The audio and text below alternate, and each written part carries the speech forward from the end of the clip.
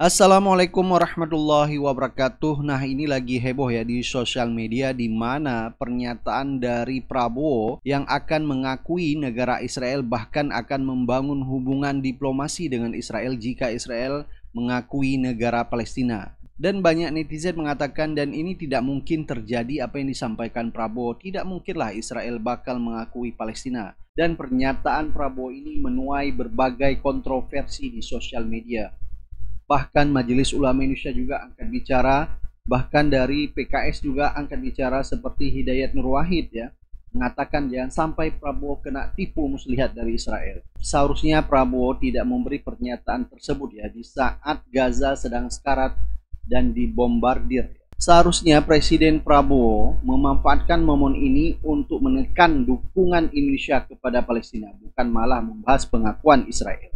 Baik ya, coba kita dengar beberapa komentar netizen atas statement Prabowo yang akan membangun hubungan diplomasi dan bahkan mengakui Israel jika Israel mengakui Palestina. Karena itu Indonesia sudah menyampaikan begitu negara Palestina diakui oleh Israel, Indonesia siap untuk mengakui Israel dan kita siap untuk membuka hubungan diplomatik dengan Israel. Kontroversi lagi, gaduh lagi Pak ngomong begini pas genokosidah masih berlangsung. Ini tuh kayak kita ngelihat ada begal bunuhin saudara-saudara kita, terus kita malah nawarin begalnya, kalau lo berhenti ntar gue ajak ngopi. Boleh kalau mau sekalian buka warung sembako di perumahan gue.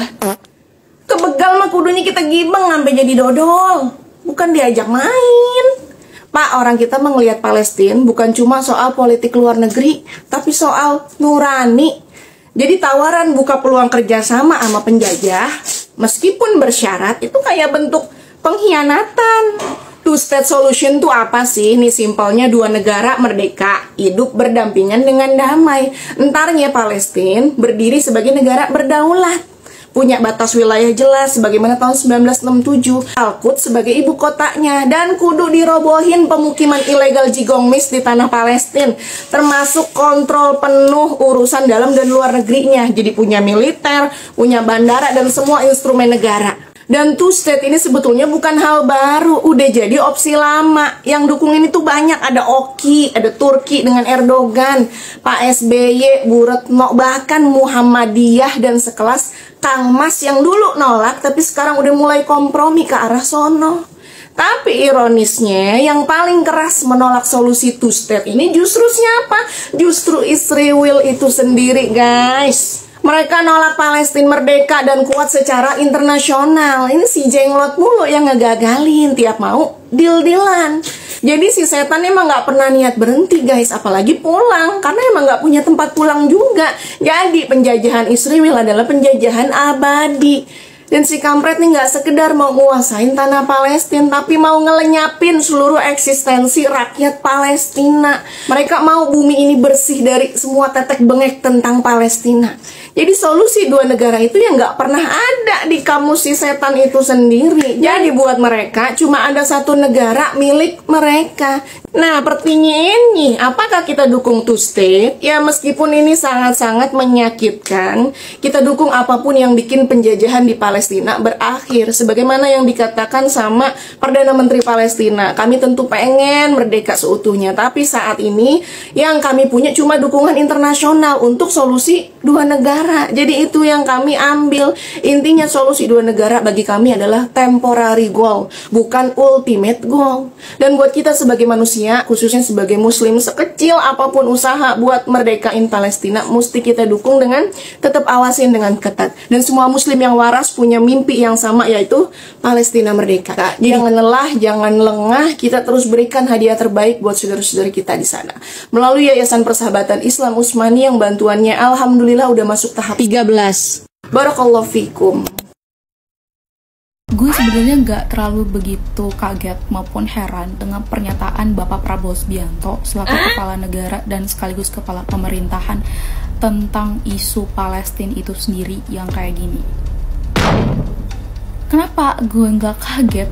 Karena kalau misalnya kita ngebandingin di dalam negeri kita sendiri gitu, mungkin saja pemerintah kita hari ini memang nggak pernah benar-benar menaruh kepedulian terhadap kemanusiaan, apalagi hak asasi manusia. Agaknya sangat amat sedih dan miris banget kalau misalkan pernyataan itu justru keluar dari seorang pemimpin negara Indonesia, di mana stand dari warga negara Indonesia jelas-jelas hanya menginginkan Palestina itu merdeka dan gak sama sekali peduli dengan Zionis yang setiap hari menghasilkan banyaknya korban jiwa, bahkan gue jelasin, you know what I mean.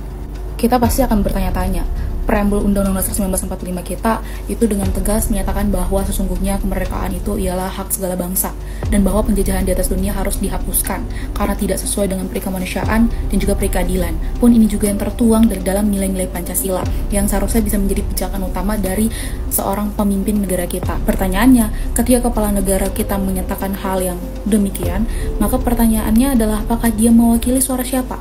Suara dia, suara rakyat. Karena kalau suara rakyat kayaknya nggak mungkin dengan stand warga negara kita yang hari ini tuh cuman pengen Palestina merdeka. Karena apa yang terjadi pada Palestina jelas-jelas merupakan kejahatan kemanusiaan, genosida, bro. Kayak apa alasan kenapa harus melakukan pilihan-pilihan yang sebenarnya sama sekali nggak masuk akal bagi orang-orang yang peduli tentang apa yang terjadi hari ini di Palestina. Kita lirik dalam negeri kita. Sebuah proyek penulisan sejarah ulang yang sedang digarap dan secara sistematis itu menghilangkan kasus-kasus kejahatan kemanusiaan yang pelakunya ya adalah mereka-mereka sendiri, terjadi di negaranya sendiri. Kasus-kasus pelanggaran berat HAM, bahkan juga sejarah tentang bagaimana perjuangan perempuan di tengah negara yang masih sangat amat patriarkis. Pembantaian massal 1965 sampai dengan 1966. Tanjung Priok, penghalangan orang secara paksa 97-98, peristiwa Mei 98, Trisakti, Semanggi 1, Semanggi 2, Timur, peristiwa Simpang KKA, Wasior, Wamena, Jambung Kepok, Paniai, yang sampai hari ini korban dan juga korbannya masih belum mendapatkan keadilan, pengungkapan kebenaran peristiwa apalagi, bahkan memakan ratusan juta jiwa. Dari sini saja, sebenarnya kita semua sudah bisa mengambil sebuah kesimpulan gitu, kira-kira rezim di bawah kepemimpinan Bapak Prabowo Subianto itu memang punya stand dan kepedulian kepada kemanusiaan maupun HAM apa enggak. Di saat negara dengan mudah menghilangkan itu dalam penulisan sejarah, sengaja membersihkan bahkan memutihkannya, di tengah gak ada satupun kasus yang tuntas, di tengah gak ada satupun pelaku yang diadili, dan di tengah semua korban dan para keluarga korban terkatung-katung semakin menua dan terus mencari keadilan di depan negara, pengungkapan kebenaran di depan negara sekaligus pemulihan, dan di tengah rentetan kekerasan yang terus berulang hingga terjadi hari ini gitu kan. Maka pertanyaannya adalah, apakah negara kita masih benar-benar peduli dengan kemanusiaan, HAM, dan apakah negara kita masih benar-benar melihat rakyat Palestina dan rakyat Indonesia sebagai manusia? Prabowo Subianto mau ngakuin Israel kalau Israel juga nanti mengakui Palestina. Aku nggak ngerti statement kayak gini tuh muncul spontan kah? Atau memang briefing dari awal, atau memang kesepakatan di dalam istana seperti ini? Karena tolong teman-teman dikoreksi ya, selama ini sikap Indonesia terhadap Palestina itu sebetulnya seperti apa. Tapi ini kan jadi kontradiktif ya dengan semangat kita-kita yang selama ini mendukung perjuangan Palestina dan memberikan tidak ada ruang sedikit pun kompromi untuk Israel gitu. Kompromi dalam artian ya mereka itu aja udah salah mencaplok mengokupasi negara yang tadinya bukan punya mereka. Terus kemudian keluar statement seperti ini gitu. Kan jatuhnya jadi kontraproduktif ya di saat rakyat itu lagi banyak yang semangat dukung Palestina dan membenci Israel betul. Lalu keluar statement seperti ini dari kepala negara tertinggi, dan ini dibahas ya sama Ustadz Salim Afilah dibahas, sama Ustadz Felix Xiao dibahas. Teman-teman silahkan nonton aja lengkapnya di sana. Aku nggak ngerti ini briefing dari mana gitu. Tiba-tiba keluar ide kayak gini. Lalu ada banyak sekali berita ya. Udah lama banget tidak aktif di TikTok ini karena kesibukan di kuliah. Tapi ada banyak sekali berita di negara kita yang luar biasa. Kayak misal terbaru dari kepala BGN bilang bahwa makan bergizi gratis itu efektif. Dan dia ngambil contoh dari anaknya sendiri. Agak lucu ngambil sampel dari anakmu sendiri itu. Metode ilmiah dari mana? Terus yang kedua adalah kemarin ribut-ribut soal lifting chair gitu ya. Semacam elevator untuk kursi di Candi Borobudur.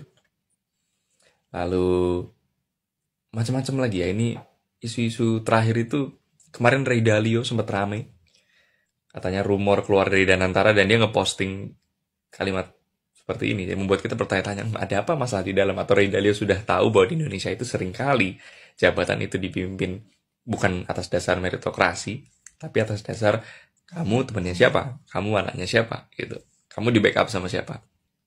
Ya sekian aja, mari terus berkritis, mari terus bersuara. Dan terakhir teman-teman silahkan untuk bisa cek di website bijakmemilih.id, karena mereka baru aja rilis website untuk kita mengawasi DPR dan juga pemerintah. Sangat bagus dan perlu untuk kita dukung, jadi kualitasnya bisa makin meningkat dan kita bisa memberikan literasi politik yang lebih luas buat teman-teman di luar sana. Terima kasih. Ada kabar kita mau mengakui dan membuka hubungan diplomatik dengan Israel sehingga netizen ramai membahas soal two-state solution. Sebenarnya two-state solution itu memang dari dulu sudah dibahas oleh dunia sebagai salah satu solusi dari konflik Palestina. Nah, yang menjadi catatan di sini adalah kita itu menghadapi Israel yang sudah melakukan kejahatan yang sangat kejam. Secara historis pun mereka penuh intrik, manipulatif, dan sudah berkali-kali melanggar kesepakatan termasuk gencatan senjata kemarin. That's why John Mearsheimer, seorang profesor dari University of Chicago, menilai two-state solution ini adalah harapan semu yang tidak realistis. Menurutnya, Israel memang tidak pernah benar-benar berniat untuk memberikan negara yang layak untuk Palestina. Mereka secara terus-menerus dan sistematis memperluas pemukiman mereka, serta mengkonsolidasikan kontrol atas wilayah yang seharusnya menjadi bagian dari Palestina. Profesor Omer Bartov dari Brown University juga punya sikap yang mirip. Dia memandang two-state solution itu bagaikan ilusi sehingga tidak realistis. Bagaimana dengan kelompok resistensi di Palestina? Apakah mereka setuju dengan two-state solution? Ya enggak lah, karena memang dari awal ini adalah penjajahan dan perampasan hak. Barat lu punya rumah, kedatangan si maling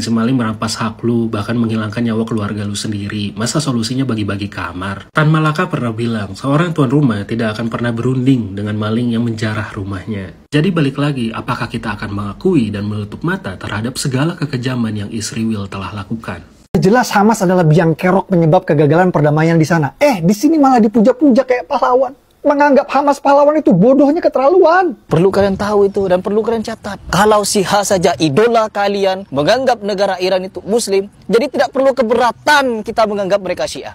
Nah, gitu dong. Abang adek akur. Sama. Tinggal satunya diajarin tuh cara ngomong. Sontoloyo. Sontoloyo kalian. Two-state solution, kemerdekaan bagi bangsa Palestina merupakan satu-satunya jalan untuk mencapai perdamaian yang benar. Ya, coba pasang kuping, pasang telinga. Ini dengerin nih sama jurnalis yang udah tinggal lama di sono, di Gaza, Palestina. Kalian jangan kaget, nanti di tengah konten ini saya akan bongkar bahwa ternyata seluruh warga Palestina setuju tentang two-state solution, termasuk gerakan perlawanan. Mereka sudah menderita puluhan tahun, jadi mereka paling paham bahwa ya oke lah, kalau memang kami merdeka, meskipun separuh, kami akan siap terima itu, daripada tidak sama sekali. Jelas sampai sini ya? Nah, udah jelas kan? Sekarang pertanyaannya nih, si biang kerok Zionis mau kagak? Israel mau kagak? Solusi dua negara? Nggak mau, karena dia maunya menguasai semuanya, seluruhnya. Emang dia biang keroknya. Ini ada berita apa lagi? Berita terbaru, Prabowo buka peluang hubungan diplomatik dengan Israel. Saya lihat berita dan kemudian lihat videonya, jadi miris dengan lantang menyampaikan ini. Tolonglah, masa iya kita pro terhadap penjajah? Tolong juga para pembisiknya. Menurut kalian gimana, guys? Teruntuk Bapak Prabowo Subianto, Presiden Republik Indonesia, yang bilang akan mengakui Israel kalau misalnya Israel mau mengakui kemerdekaan Palestina. Jujur ya Pak ya, saya sebenarnya agak kecewa dengan statement Bapak yang satu ini. Oke lah, saya paham betul apa maksud Bapak bilang akan mengakui Israel kalau misalnya Palestina merdeka. Karena memang faktanya Israel nggak akan pernah bikin Palestina itu merdeka. Saya paham betul gaya diplomasi yang ingin Bapak bawa di forum internasional. Tapi saya yakin betul juga Pak, kalau Bapak sebenarnya paham apa arti mengakui sebuah negara. Artinya adalah memberikan pengakuan hukum kepada negara tersebut Pak, sebagai entitas yang berdaulat dan sah di mata hukum internasional. Pertanyaannya, sejak kapan Pak maling bisa dapat hak yang sama negara-negara yang merdeka? Kok Bapak bisa-bisanya mau mengakui penjajah yang jelas-jelas mengambil tanah milik rakyat Palestina Pak? Dan saya melihatnya Bapak juga berusaha ada di tengah-tengah dalam konflik ini. Padahal yang saya tahu, negara kita jelas-jelas mendukung negara Palestina 100% tanpa embel-embel mengakui Israel. Nah ini Pak Prabowo pro Israel, ini bener ini. Saya tegaskan bahwa kita juga harus mengakui dan menjamin hak Israel untuk berdiri sebagai negara yang berdaulat dan negara yang harus juga diperhatikan dan dijamin keamanannya. Oke guys, jadi di sini gue mau coba bahas berita ini dengan sesederhana mungkin ya, supaya lu pada paham nih. Intinya Pak Prabowo ini tuh mau ngasih dua hal guys kepada Israel, asalkan Israel mau melaksanakan dua syarat juga. Nah apa nih yang mau dikasih Pak Prabowo? Pertama, dia akan mengakui kenegaraan Israel, dan kedua, dia akan menjamin keamanan warga Israel. Israel bakal dapetin dua hal ini kalau dia mau melaksanakan dua syarat juga dari Pak Prabowo. Yang pertama, dia harus mengakui kemerdekaan Palestina, dan yang kedua, dia harus mau membagi wilayah konfliknya jadi dua. Nah, ini nih yang diincar sama Pak Prabowo, yaitu two state solution, di mana nih wilayah konfliknya dibagi jadi dua negara, ada Israel, ada Palestina. Ya udahlah, bagi dua nih biar adil, biar pada damai dah. Lah Bang, terus kalau kayak gitu ngapa sih orang-orang yang pro Palestina pada kagak demen sama statement Pak Prabowo? Apakah mereka salah paham? Gue coba jelasin pakai analogi ya biar gampang dipahamin. Bayangin lu pada gawe nih ya, lu pada gawe 30 hari, lu capek, keringetan, lu kerja keras, dan setelah 30 hari lu dapat gaji ya kan. Nah lu pengen beli makanan nih pakai gaji lu belilah kue. Tiba-tiba ketika lu pengen makan kue, ada orang datang lari, nyaplok itu kue. Diambil setengah, terus dia bilang, ini punya gue. Kira-kira lu kesel nggak?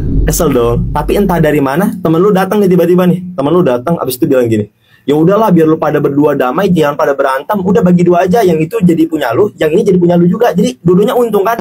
Lu makin kesel nggak? Itu kan emang kue lu, itu dari awal kue lu. Terus kenapa tiba-tiba dia ngakuin, terus tiba-tiba temen lu datang, ya udah bagi dua aja. Hah?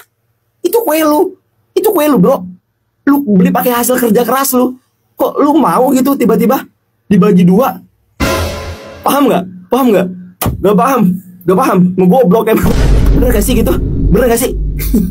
Yaudah, gimana menurut kalian? Gue juga pusing. Coba follow TikTok Jerami Go aja. Indo RI, aku Israel. Apakah ini bentuk sikap berani atau malah blunder diplomatik? Nah, kalau menurut kalian langkah Prabowo ini cerdas atau ngawur, teman-teman? Coba deh share opini kalian di kolom komentar ya. Di sini gue mau bilang, penting kan punya kemampuan berbahasa Perancis. Kepiawaian didik berbahasa Perancis karena dia lama stay dan belajar di sana. Itu menguntungkan buat negara. Mana Gibran?